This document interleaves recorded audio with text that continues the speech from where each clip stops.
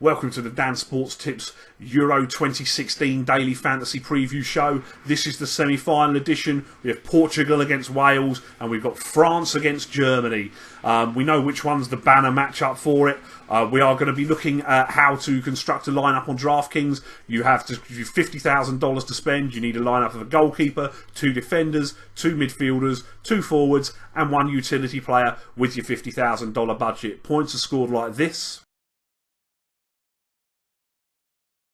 Anyone who hasn't had a chance to sign up and play for Daily Fantasy Sports with DraftKings yet, I will pop a link in the description for this video to enable you to do so. I'm going to take a look at goalkeepers now. Rui Patricio of Portugal for 5,100. Let's be honest, Portugal have been absolutely dog shite in this tournament. They haven't got the service required to Ronaldo. They've played a couple of really dull games in the knockout phase. The Welsh, however, will be missing Aaron Ramsey through suspension in this game. I felt they could beat Belgium, but I think this has the looks of a narrow Portuguese victory or an unending stalemate to penalties, which wouldn't be a shock either. With bonus points for the win, Patricio becomes a fairly top play at goalkeeper because those 5 points can be crucial. We do have to hope Pepe doesn't do anything stupid and give Bale a set-piece opportunity, as that looks to be the Welsh's best chance of getting the ball into the back of the old onion bag today. For 5,100, I think Rui Patricio is certainly to play in that game. Hugo Lloris of France for 4,900. Look, I know the Germans have conceded once in the tournament, and Neuer's the best keeper in the world, but Lloris picked the ball out of his own net twice against the Icelandics, but that game was already over by that point. It didn't matter, unlike the twice that Joe Hart picked the ball out of his net against them. The Germans do lack a top-class forward in their team. They play with the false 9, and the French have scored at will in this tournament with creativity in midfield and an oddly clinical Olivier Giroud. I do think the German shortcomings at forward will aid the French quest for a clean sheet, despite their numerous classy midfield options, the Germans, You certainly, in my opinion, have got to make the French favourite for this game. They've won both tournaments that they previously hosted, whether it's the world champions in front of them or not. 5 points for a win can make all the difference, and I think Lloris is the play over Neuer today.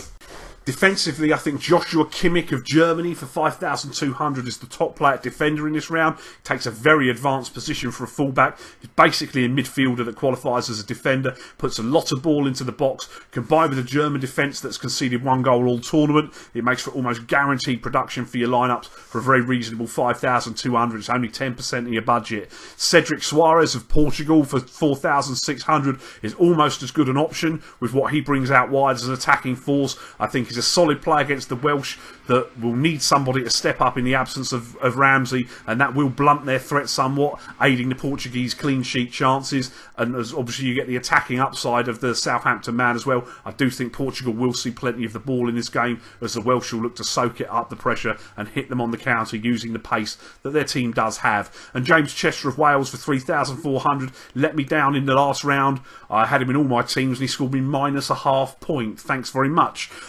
That being said, he's going to have plenty to do in this game, cutting out the supply to Ronaldo, dealing with the likes of Moutinho, Nani, super sub Quaresma. I'm willing to take another chance on the Albion man to provide me with 8 to 10 points here for reasonable value and allow me to pay up elsewhere. I was looking for a French defender, but I don't want to use one. They don't seem to get forward massively, the French fullbacks.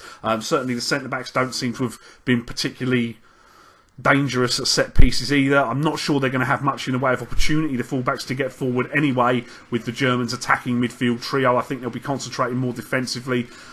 So I just don't think they've got the upside. So I personally will leave French defenders. However, in the midfield, Dimitri Payet of France for 9,700. How does this man not win player of the tournament? He's been simply outstanding for the French. Continuation of an excellent Premier League season with West Ham.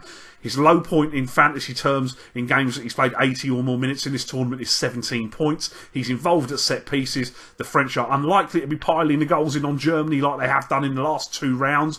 So enthusiasm does have to be tempered a little bit, but Payet is a guarantee to be heavily involved in what the French do. He's the most expensive midfielder in the game for a very good reason today.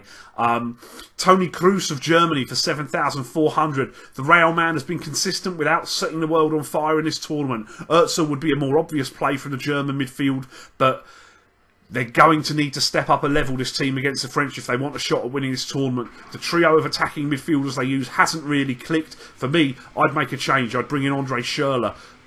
Probably not for Cruz, probably for Drexler, but they just haven't clicked. They've made typically German dogged progress to this point of the tournament. If Cruz can get more involved in the game, he was involved. He had some very good games in the group stages. He disappeared a little bit in the knockout stages. That will massively enhance the German chances in this game, as we know the quality he has a playmaker from the work he's done in the Madrid side most recently, obviously, and how he can affect a game on top form. Renato Sanchez of Portugal for 4,800. Obviously, the youngsters bagged a goal in the last round. Should have done enough to secure a starting berth in the semis against Wales.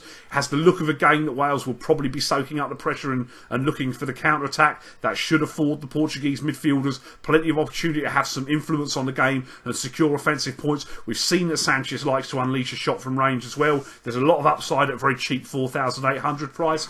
And Andy King of Wales for 3,700. This is the man apparently most likely to be utilised by the Welsh to try and fill the Ramsey void. The Leicester man hasn't featured much in the championships, but he will play with a free role if selected, with the ability to drop out wide, provide ball into the box, and support the strikers as well. And you really don't have a lot to lose when you're paying 3,700. You're only going to need 7 or 8 points to get half decent sort of return on your money. If you can get to double figures, happy days. And it had only taken him laying on an assist for somebody, and you're pretty much there with that. I think Andy King is very much an upside play if you're looking to spend big dollar elsewhere on someone. Looking at the forwards, Gareth Bale of Wales for 9,500. It's fairly obvious the Welsh chances of progressing to a final hinge on a Bale performance, particularly with Ramsey suspended. He will have set-piece responsibilities for all free kicks with any form of shooting potential, and the Welsh will be looking to feed the ball to Bale at every opportunity. This is about as cheap as he's been in the tournament as well. He's worth 10% of your budget. I would certainly use him over Ronaldo, who has again failed to show up at a big tournament for the Portuguese. Not really through his own doing, but the supply just hasn't been good enough, and Portugal have let themselves down, but still managed to make a semi-final. Work that out. How are they still here? Antoine Griezmann of France for 9,300. I would use the Atletico Madrid man, who has scored 3 goals in 2 games, over Giroud, on the basis that I think Giroud will be easier to defend. The French will try and get the ball to him in the air. The Germans prove they can counteract that and defend it well with solid centre-back play against an Italian side that plays in a similar fashion. I think passing and linking up around the edge of the area is what's likely to be the feeding ground of Griezmann. Is the likeliest way the French are going to score a goal here, and that makes him a superior option for me at 9,300. And Hal Robson-Kanu for 5,500. Everyone's talking about the Nangolan goal for Belgium, the screamer, as goal of the tournament. No. For me, goal of the tournament is that second goal for the Welsh that Hal Robson-Kanu scored against Belgium in the last round. That is about as beautiful as football gets. He will play a key role for this side as a lone striker, assuming he gets the nod over Vokes, which he should do.